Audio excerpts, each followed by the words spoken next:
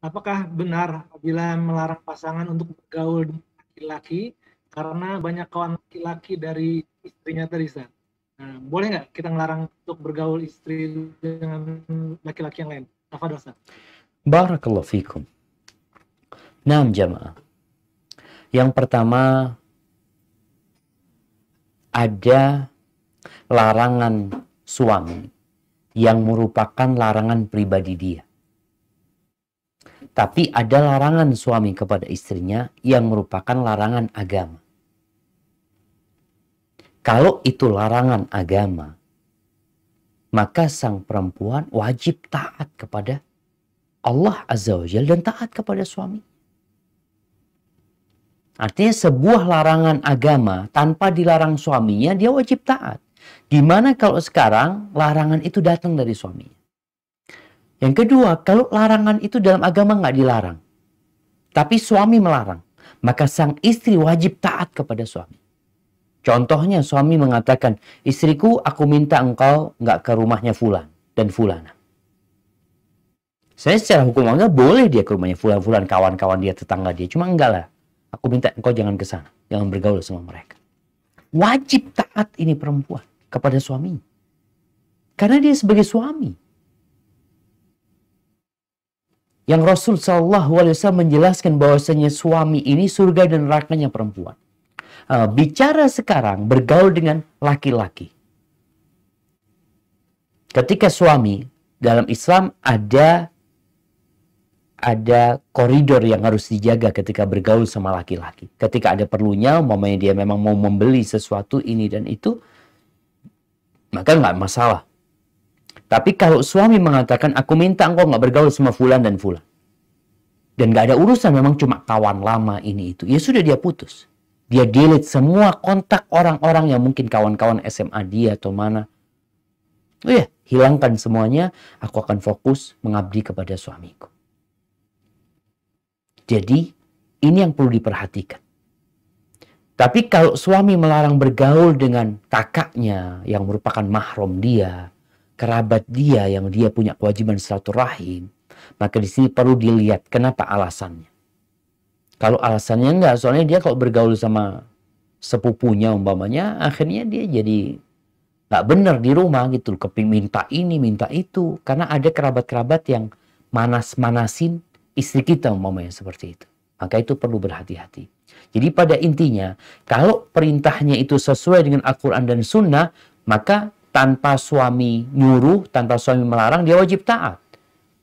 Tapi kalau ini berkaitan dengan kepribadian suami nggak suka istrinya bergaul sama fulan dan fulan, maka sang istri harus taat. Dia delete semuanya, atau dia bikin akun baru umpamanya di Instagram atau di mana, karena dia sebagai istri yang wajib taat kepada suami. Hada wallahu a'lam bissawab.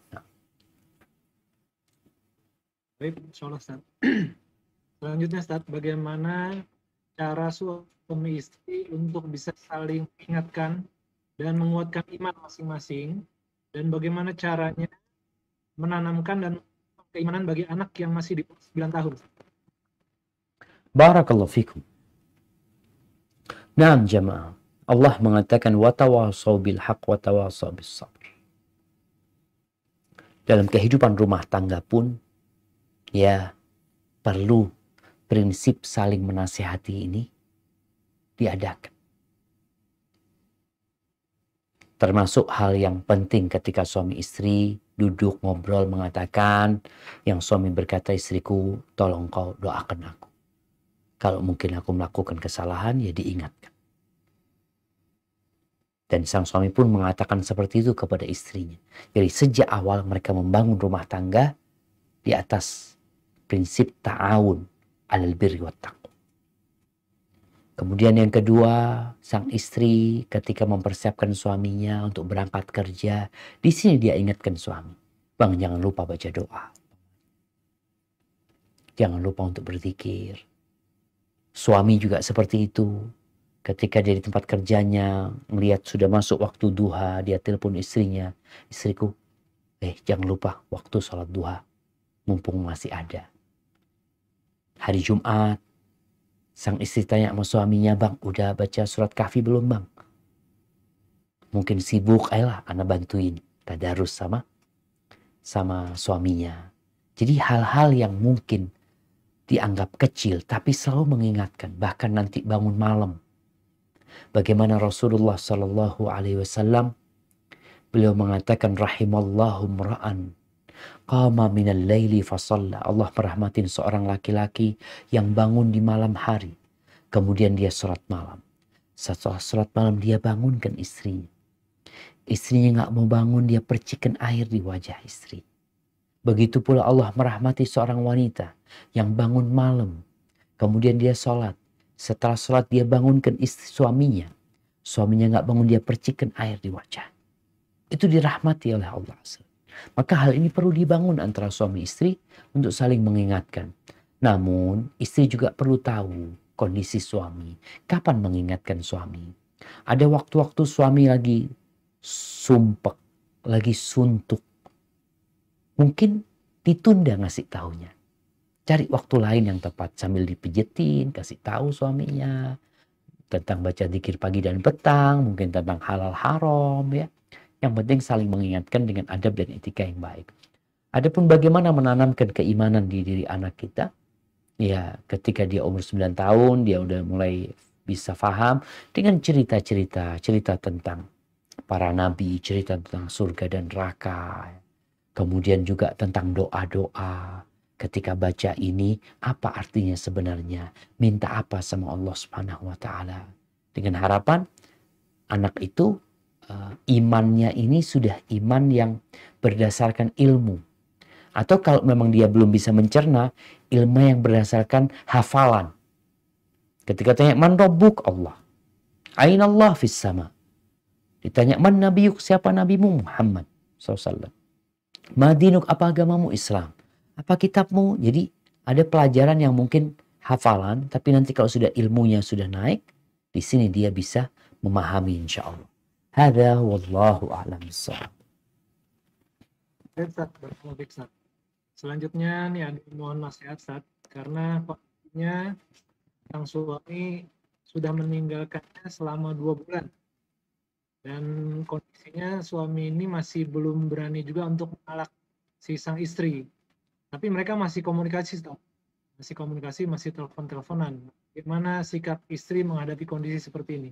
Tafadhol, Ustaz. Nggak disebutkan sebabnya apa, Bang? Di sini dia bilang suaminya goyang imannya aja. Pergi 2 bulan, terus kondisinya sekarang bingung gitu, dan masih belum bisa menolak. Nggak tahu kondisinya seperti apa penyebabnya, Ustaz.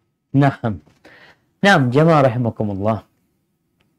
Iya, ada asap, ada api. Makanya perlu dicari tahu apa sebabnya sekarang. Suami meninggalkan selama 2 bulan. Suami nggak berani mentalak. Ada apa sebenarnya? Tapi secara umum, ketika ada masalah yang tidak dapat diselesaikan oleh mereka berdua, maka perlu ada mediasi. Maka tinggal bagaimana anti sekarang, kalau mungkin kesalahan itu ada di diri anti. Anti memperbaiki diri. Kalau suami mungkin nggak berani datang, atau suami juga masih bingung, mungkin anti perlu pilih orang untuk komunikasi dengan suami. Teman-temannya suami yang anti kenal. Mungkin dia bisa menjadi mediator. Apa masalahnya sekarang? Atau nanti pilih dari keluarga untuk jumpa sama keluarga suami. Kemudian masalahnya dibuka. Coba dengarkan dari pihak suami, dari pihak istri. Kadangkala banyak perempuan merasa benar. Di dalam pikiran dia yang salah tuh suaminya. Si suami sama juga. Dia merasa dia yang benar, istri yang salah. Orang kalau sudah memandang sesuatu dengan emosi, nggak ada yang benar. Orang kalau sudah memandang sesuatu dengan cinta, semuanya jadi baik. Terus gimana? Ya perlu orang lain yang tidak memandang dengan cinta dan tidak memandang dengan emosi.